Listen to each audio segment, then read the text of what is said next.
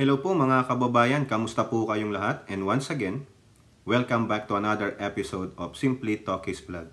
Ang pag-uusapan natin mga kababayan ay ito po, si Mayor Alice Go pa rin, no? Yung dyan sa Banban, Tarlac, Pogo, no? Mukhang lalo siyang mababaon dito mga kababayan at may ginawa po ang kanyang partido, no?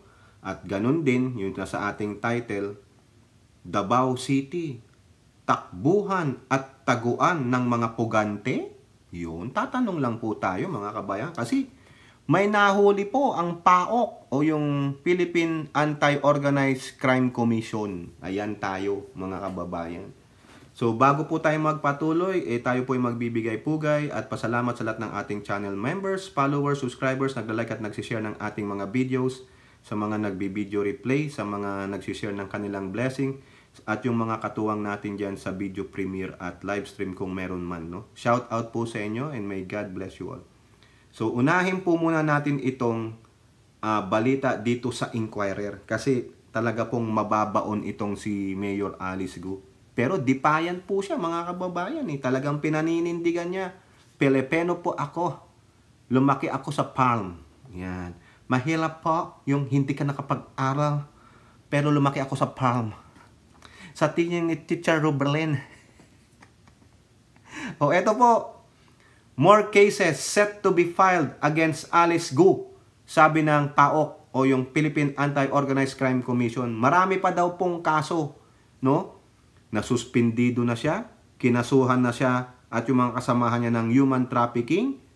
Mamaya may isa pang nangyari sa kanya at pinakita ni Senator Wing Gatchalian at Hontiveros na hindi po siya totoong Pilipino. Dumating po siya sa ating bansa na iba po ang kanyang pangalan base na rin sa ibinigay ng yung visa, SIRB, ang kinuha nilang visa at ang tunay niyang pangalan ay Go Yufeng. 13 years old siya nung dumating siya dito. 'Di ba? Meron bang totoong Pilipino? Maski na born and raised ka sa atin, nag-aral ka sa isang Chinese school sa atin, pero hindi ka ganyan magsalita ng Pilipino na lumaki ka sa PAM. Di ba, Elora? Labas dila no? Okay? So, eto pang sabi ng PAOK, talagang bad news ito. The Presidential Anti-Organized Crime Commission is set to file more charges against suspended Banban Mayor Alice Go, citing digital footprints. Uy, computer naman to. And paper trails that are allegedly making her connection to illegal Pogo clearer. Matibay na matibay talaga. Lumilinaw na po, no? Kung dati medyo murky o malabo, ngayon lalong lumilinaw. PAOK spokesperson Winston Casio made the pronouncement just days after the agency filed a non-bailable qualified human trafficking charge against Guo. Ito na yon. Yung sinasabi ko sa inyo na kinakatakutan ni Kibuloy na wala kang labas dito, oblo ka. Pag tinawag ka ng korte, after that na mag-appear ka sa korte, oblo ka. Kasi non-bailable qualified human trafficking. It seems that this mayor's connection to the two Pogos of Bamban and then Porac is becoming clearer. We see her digital footprint and then her paper trail and paper trial footprint here in the two consecutive scam farms that we raided. Baka yun nga yung palm niya, no? Palm. So, since we have already charged her in Banban, there is also a possibility that she will be charged in Porac or that more cases will be filed against the mayor in Banban. Patay na. Casio said documents obtained from the Philippines Amusement and Gaming Corporation and documents regarding Bapuland development seem to prove that Guo was the primary enabler of illegal Pogos in Banban and Porac. Paano siya naging primary enabler? Tinulungan siya nito. Tignan niyo yung larawan. Give-away yan ni Bongo. At sabi rin ni Mayor, tinulungan daw po siya ng previous admin. Talaga naman si Duterte. Mamaya malalaman niyo mga kababayan, patunay lang. With regard to some operations, her footprint is also evident. So our belief is getting stronger that Porac and Banban are two branches of the same criminal organization and the mayor's family is involved in both these scams. Patay ka na. Furthermore, Casio said among the additional proof of PAOK discovered were Guo's photo with a certain Cassandra Leong, also considered to be a person of interest in the case. Casio said Ong appeared in several of the 2 illegal POGO documents and application to PAGCOR, was also present during Guo's mayoral campaign in 2022. Talaga pong napaglaruan tayo mga kababayan. Napaglaruan po tayo ng mga inchik. Gawa kasi po nito, itong si Prime Minister ni Baal. Yan. Eto pa, isama natin ito sa impact leadership. Tignan nyo po yan. Naalala nyo to? Si Mr. Supra, national ba yan? No? Yung kay Rookie, yung papeles. Nakita. Ano ang sabi ni Yusek Gilbert Cruz on the documents recovered during the raid on the Pogo Hub after the Lucky 99 compound in Porac, Pampanga? Si Yusek Gilbert Cruz, Presidential Anti-Organized Crime Commission. Kasama sa investigasyon, especially Cassandra Ong, yung isang parang katuwang ni Mayor Alice Guo, as to Kay De La Serna. Kasama rin dahil part ito ng mga documents na na-recover namin dito sa loob ng Pogo Hub na ito. Si Cassandra, more on the management side, and as to the participation ni De La Serna, iimbestigahan pa namin. Patay ka, De La Serna, kasi gago ka. Binigay ka ni Roque. Bakit? Kasi doon ka nakatira sa Pogo. Ano ginagawa mo doon? Anak ko, yari na dito si Roque. Sana kasama nyo na si Roque. Sana naman. Kaya pala, si Roque medyo, hello, I'm so quiet today. Ako, eto pa. Nako, nababaon talaga mga kababayan. After ng PAOK, si Gatchalian naman sa GMA News. Gatchalian, Alice Guo has links with people seen in raided Porac Pogo Hub. Atay ka nako. Yan nga po, ito sigurong si Cassandra Ong ito. Base sa impormasyon, meron siyang connection dito. Hindi lang namin masabi pa yung details dahil ongoing ang investigation. Sige, tuloy-tuloy lang, no, Senator. Pero based sa mga information, may connection siya dito sa Pogo Hub through the partners as sa mga kausap niya. Tama yung sinasabi ni PAOK spokesperson Winston Casio. Ang masasabi ko lang, yung mga kausap niyang tao nakita rin dito sa Pogo Hub na ito. Ayun nga yan, malamang yan. Patay na, lalong mababaon. Ito pa, sabi ni Senator, ang impormasyon namin, itong mga sindikato, nakakabulol. Sindikato, marami silang pinapatayo na ganito sa ating bansa. Hindi lang isa ito. Marami sila. Ibig sabihin mga kababayan, may mga connection sila sa mga iba't ibang ahensya ng pamahalaan kung saan sila ay nakakakuha ng permit, nakakapagpatayo ng mga gusali. Lalo na rin sa mga LGU, sa mga kapulisan. O kaya 'di ba sabi nga ni PNP Chief Marbil, pinapalalahanan niya po, winawarningan niya ang mga kapulisan na pro-protekta sa mga ito. Dapat yung warning na yan, totohanin mo yan ha. Iba-iba yung partner nila, iba-iba yung kasama nila, iba-iba yung kausap nila, pero yung mga mastermind pare-pareho. So hindi lang namin masabi ngayon dahil under investigation pa rin, pero so far yun ang nakikita namin. Tama, do not preempt, do not divulge everything. For Gatchalian, these pieces of information will refute justification that there are legal and illegal pogos in the country. Walang legal at illegal dahil yung mastermind nasa legal at illegal yung ulo sa lahat ng Pogo Hub. Iba-iba lang yung mga kausap at partners at meron na rin kaming ebidensya na magpapatunay niyan. Ay nako, i-unmask nyo. Sino? Sino yung mastermind? Baka hindi mastermind si Alice Guo. Baka pawn din siya. Tumbukin nyo na yung pinaka-root. Diba? Kawawa Ang sabi nga ng, sabi ng PAGCOR? 22,000 Pilipinos daw ang mawawala ng trabaho diyan sa Pogos. So be it. Kaysa naman patuloy ang pamamayagpag ng krimen ng Pogo. Diba? Wala na, dawit na pati mga legal dyan. Kung gusto nyo pang i-stay ang legal gambling, baguhin nyo po yan. No? Kailangan matinding ordinansa, batas at parusa sa mga gagawa ng ganyan. Eto pa, si PAOK, si Senator Gatchalian, Next is DILG. Kasama na. Inquirer. DILG probes Porok. Sorry, nakakabulol. Ay tiyang. DILG probes Porac officials over Pogo Hub's illegal activities. Ayan. The Department of Interior and Local Government is investigating local officials in Porac. Correct. After the discovery of a Philippine offshore gaming operator have involved in criminal activities operating in the area. Biro nyo yung mayor, kinastigo nga ni Vice Governor Pineda, yung babae, yung mayor ng Porac. Kaya kawawa sila. Ngayon, pasok na si DILG chief. Avalos said the task force will probe the matter and be led by Undersecretary Juan Victor Llamas. Ay ba, patay na. Meron kaming task force na pinapacheck dito kung ito ba ay talagang may mayor's permit.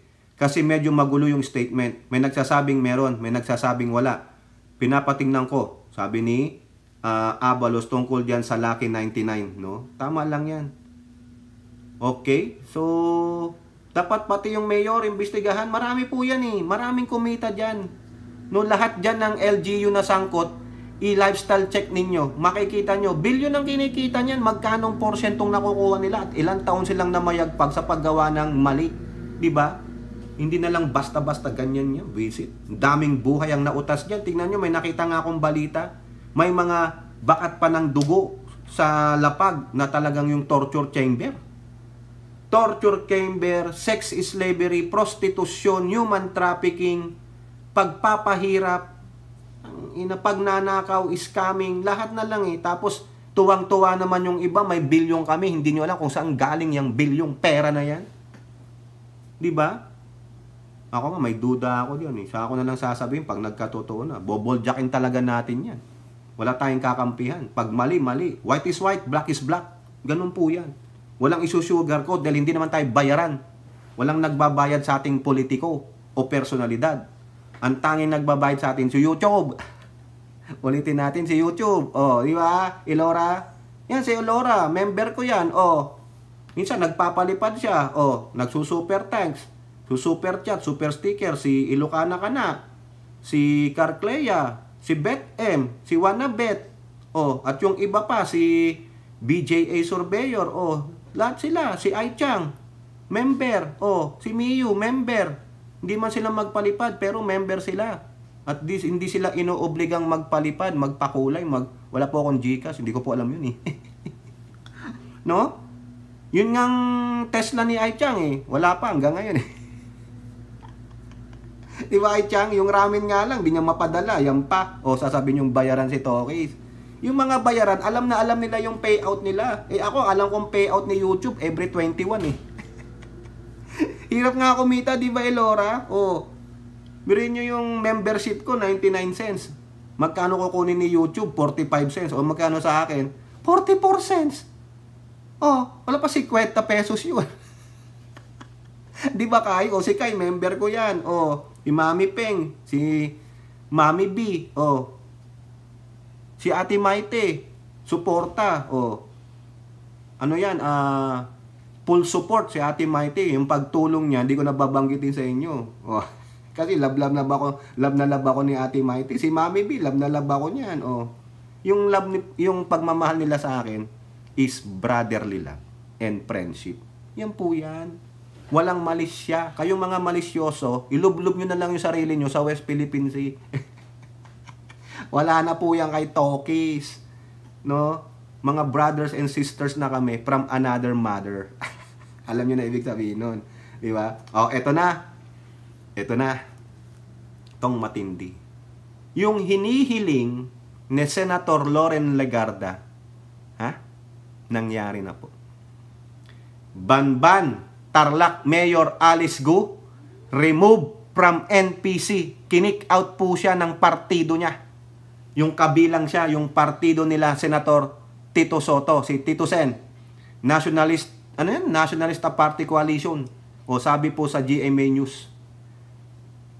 The Nationalist People's Coalition removed suspended Banban Tarlac Mayor Alice Go from the political party amid complaints filed against her in line with her alleged involvement in the raided Pogo Hub in the town. Nagkasundo na po. Kasi sabi ang latest noon yan, sabi ni Tito Sen, kakausap muna yung LGU level.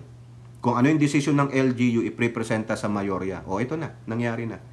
In view thereof, I will be directing our Secretary General, Secretary Mark Leandro Mendoza, to implement the said order and immediately inform Mayor Gu of her removal from the party. Sabi po ni Tito Sen. O, yan ha. Gu's removal from MPC was in response to the petition of Tarlac Governor Susan Yap filed on June 17. O, nagpetition na pala yung governor, kasapi nila eh. No? Pero, ang nananawagan, si Senator Loren Legarda. Kasi member din siya dun eh. O nga naman, itanggalin nyo. Kasi embattled siya eh. Madudungisan ng inyong partido eh. Ayaw nyo mangyari yan. Lalong-lalo na kung meron kayong ipipild ng mga kandidato nyo sa national level. O ano sasabihin ng tao? Ay, ang partido na yan, di marunong kumastigo ng kanilang miyembro. Pinagtatakpan nila yung mga miyembro nilang allegedly. Allegedly lang ha. O. O kaya maganda pong ginawa ito. Commendable po itong ginawa ng partido nila Tito Sen, no? Saludo po sa inyo, Tito Sen. Dabarkads. Eto pa, hindi lang pala si Legarda, pati si Gatchalian. The idea to expel Gu from the party was first brought by fellow MPC member. Pati pala si Gatchalian kasama eh. On Friday, authorities filed a complaint against Gu for alleged human trafficking in connection to yan, sa Pogo. Over 800 Filipinos. Wow, yan. Tanggal po siya. Bye-bye, sayonara. Wala na si pretty woman walking down the street. Iba na po yung walking na siya eh. Pretty woman walking in the walk of shame. Pretty woman walk of shame na po. Pasensya naman, Mayor Alice Gu. Nasa walk of shame ka na. Kawawa ka naman. O, ito po yung huling article natin. Yung sinasabi nating Davao City, takbuhan o taguan ba ng mga pugante? O, di ba si Kibuloy?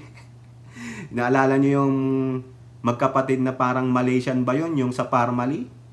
Yung kay Dick Gordon? Di ba? Nahuli sa Davao Airport. Di ba? Nahuli sa Davao Airport. Yung mga ibang mga pugante tulad ni Kibuloy, nasa Davao. O, eto po.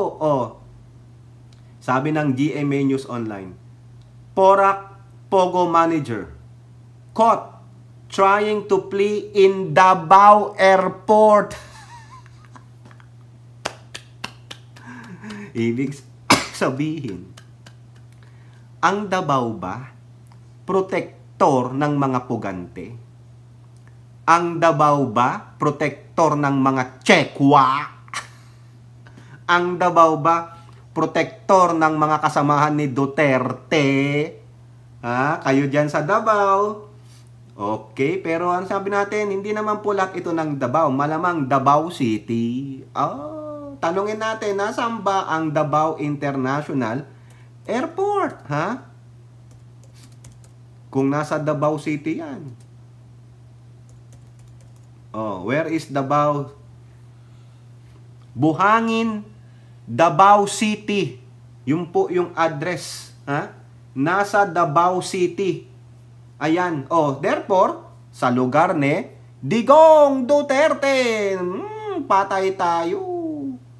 A Chinese woman who was attempting to leave the country via Davao Airport. According to a report by Jonathan Andel, the woman was on the Bureau of Immigration watch list. Nasa watch list pala siya. And was identified as the manager of the Lucky South 99, the illegal Pogo hub that was recently raided in the town of Porac. Pero yun, nakatakbo yung mga yan. Paano nakatakbo yan? Paano nakalikas ang mga hinayupak na yan? Sige nga, Elora, care to explain? Explain it to me. O ikaw dyan, Jun Rililibit? Hindi yung puro likes and share ka lang dyan. Magkomento ka. Ikaw dyan, RN Tusen, sa palagay nyo. Jun, ikaw Kuya Danny, kung nandiyan ka, komento nga kayo, bakit nakatakas ang mga to? Bakit yung 100 something lang na mga pawn ang nahuli? Walang big time doon na nahuli. At bakit sila nasa Davao? Ano meron sa Davao? Kasi dami ichik sa Davao. Mga tao ni Xi Jinping na sa Davao. Puprotektahan mga titichen. Di ba? Di ba? John Ria Lubit.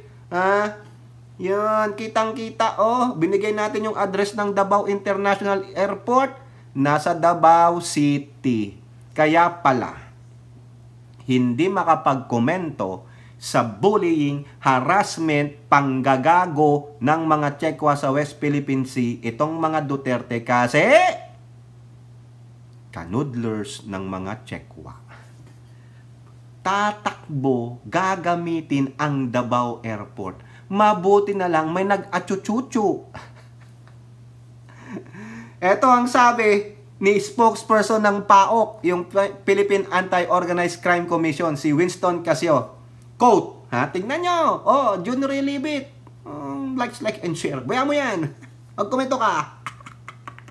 Ang kulit, no? The prepared airports of these Chinese nationals coming in and out of the country are, nako, yari ka dito, Elora. Clark, Palawan, Puerto Princesa. Ay, nako. And Davao, for whatever reason, we don't know. O, ako, bakit Palawan, Puerto Princesa? Siyempre, tatakbo na lang sila sa mischief. Di ba, Elora, kay? Sa Clark. Bakit nga naman sa Clark? Punong-puno ng inchik dun, eh.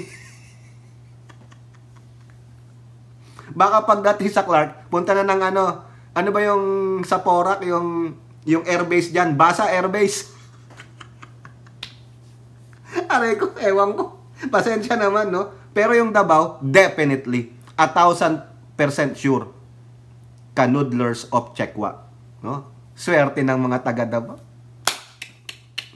Lami kayo sa kwarta ng mga Chekwa. Di ba? Kaya pala, hindi makaimik ang mga ibang Davaoenyo na kastiguhin ang mga Chekwa sa pangbubuli sa West Philippine Sea. Yung mga influencer vlogger nila, iba ang tinutuon. Panay ang pagtutuya sa mga PBBM vloggers and influencers or sa Administrasyong Marcos. Pero yung kagaguhan ng Chekwa, walay, no? The Chinese citizen will be brought to Metro Manila and questioned by PAOK as part of its ongoing investigation. The woman is one of the 12 persons of interest connected to the illegal POG operations in Porac that PAOK has advised the BI to be on the lookout. O, nasa bolo na po sila. Yung bolo, be on the lookout. O, nakakuha na naman ng idea dyan, RN2 cents, ha? PAOK has also asked the BI to add on its immigration lookout bulletin are Banban Tarlac Mayor Alice Gu, her siblings, former government officials Dennis Cunanan, who became an independent consultant of companies behind the Pogo hubs in Banban and Porac. Dapat ibolo nyo na rin si Harry Roque. Ibolo din siya, ibolo. Sa kayo ang kanyang supranational. Mag-topless na rin kaya ako dito, Elora. Lahat po na may kinalaman sa kaso ng Banban ay in-instruct na ni DOJ na maglabas na po ng IBLO. Ano yun? Immigration Bulletin Lookout. Ang gulo naman ito. Immigration Bulletin Lookout Order. Yun nga. Immigration Bulletin Lookout Order. Ano, show pa. Sila Mayor, yung mga kapatid niya, Dennis Cunanan, and everybody else. Kasama ba dyan si Attorney Harry Roque? Tatanong lang, Attorney. Ay, nako. Biruin nyo yung sinasabi ko sa inyo kaninang may dugo, bloodstain. Nakita ni Senator Wing Gatchalian, no? Brutal nga daw, eh. Nag-ocular sila, nag-inspect. Ano ang sabi niya? After seeing bloodstains inside a room and several tools allegedly used for torture inside the restroom, Gatchalian said it was the largest and most brutal Pogo establishment he has seen. Gatchalian has accused Go of also being involved in the Pogo in Porac aside from the one in her own town of Banbang. Ang masasagot ko lang, mga kausap niyang tao, hindi rin dito sa Pogo Hub na ito. So that's the link that we are referring to. Yari kayo. The senator is also recommending Porac Mayor Jaime Capil to be suspended for negligence. Correct! Yan yung kinastigo ni Vice Governor Pineda. meron negligence na nangyari. Kung ang isang mayor hindi pinapapasok, dapat magsumbong ka na sa pulis. Mag-report ka na officially, hindi yung tatahimik ka. Dahil kung tumahimik ka, para ka nang kasama doon sa mga krimen na yon. Correct po. Kasi tinatry daw nila mayor na pumasok, pinipigilan daw sila. Di ang gawin mo, tama yung sabi niya, humingi ka na ng tulong sa otoridad. Kasi kung pinipigilan ka, ibig sabihin, baka merong nangyayaring di maganda. Kung may dala-dala ka namang search warrant, why not? Di ba? O, yari ka. Damay ka ngayon. So yan po, mga kababayan ha. May nahuli. Yung manager ng Porac. Yari siya. Sa Davao. Paano ka nakapunta sa Davao? Ha? Nagbarko ka? Di ba? So ibig sabihin, from Clark to Davao, nag-eroplano ka. Kasi may airport dyan eh. O anong ginawa ng Bureau of Immigration, dyan, that time, siguro wala pa yung bolo sa kanya. No? Baka nung kasagsagan pa lang nung raid, bago dumating yung raid, may tumimbre na. O, nagpulusan na sila. Tignan nyo, halughugin nyo yung buong Davao. Yang bayan ni Digong na Davao City. Halughugin ninyo, nandyan po sila. No? Nako, sana, pag na nyo yan, nako, imbestigahan nyo yung LGU ng Davao. Nako, marami kayong mahuhuli. I-lifestyle check nyo lahat sila. O, kita nyo mga kababayan, iisa ang commonality nila. They like to go to Davao. Ano ginagawa sa Davao? Baka naman, nandun sila sa crocodile farm. Naging crocodile na sila. Nagpalitan nyo ang mga gago. O, kayo po, mga kababayan, ano pong inyong nasasabi? Comment down below. And don't forget to like and share. Hope to see you on our next videos. Bye-bye. God bless.